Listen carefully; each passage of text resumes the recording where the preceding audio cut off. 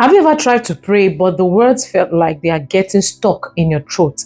Have you felt a heaviness on your chest at night, like an invisible weight is trying to squeeze the life out of you?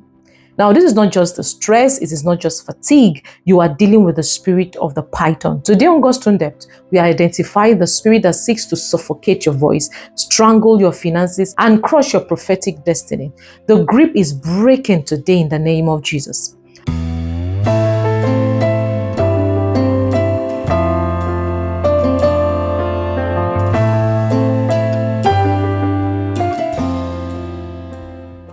Welcome back to God's Throne Depth. I am Titilayo Adelani. I do prayer therapy, spiritual tips, and dreams interpretation. Now, the spirit realm is full of diverse entities, but few are subtle and dangerous as the python. In the physical world, a python does not kill with venom. It kills by restriction. It wraps itself around its victim. And every time the victims exhale, the python squeezes a little tighter, until there is no more room for breath. In the Bible, the Greek word for divination in Acts chapter 16 is actually the word puton, where we get the word python. This spirit is a spirit of false prophecy and spiritual suffocation. It doesn't want to kill you instantly. It wants to take your breath away until you can no longer cry out to God. Many of you are feeling this squeeze. You feel squeezed in your time, squeezed in your money, squeezed in your joy. Today, we are calling it by its name, and we are applying the fire of the Holy Ghost to its coil. What is the primary target of the spirit? It is your pneuma, your breath. In Genesis, God breathed into man the breath of life. When you pray, you are breathing spiritually. The python knows that if it can stop your prayer life, it can stop your power. Have you noticed that when you sit down to read your Bible, suddenly you feel an overwhelming heaviness? Your eyes get tired, your mind wanders away, you feel a literal pressure in the atmosphere. That is the python attempting to wrap itself around your focus. It wants to make the things of God feel burdensome. It wants to replace the easy yoke of Jesus with the heavy coils of religious duty and spiritual exhaustion. Now, how does the python operate in your daily life? Number one, the coil of delay. The python slows down things. It makes a 1 week project takes like 6 months. It creates a spiritual friction in your progress. If you feel like you're walking through mud, check for the python. Number two, the coil of financial pressure. It seeks to squeeze your resources. Just when you get a breakthrough, the unexpected bills appears. It wants to keep you in a state of barely enough, so that your focus is on survival, not on the kingdom.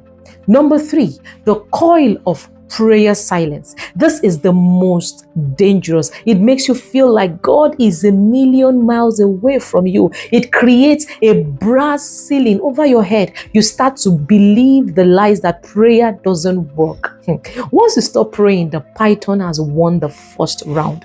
But today we are reversing the squeeze in the name of Jesus. So how do you defeat the spirit that kills by pressure? You don't fight pressure with pressure. No, you fight pressure with the sharp edge of the word.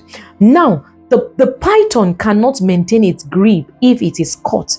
Now, number one, step one, identify the lies of limitation. The python feeds on your agreement. If you say, I'll never get ahead, you just gave it another call.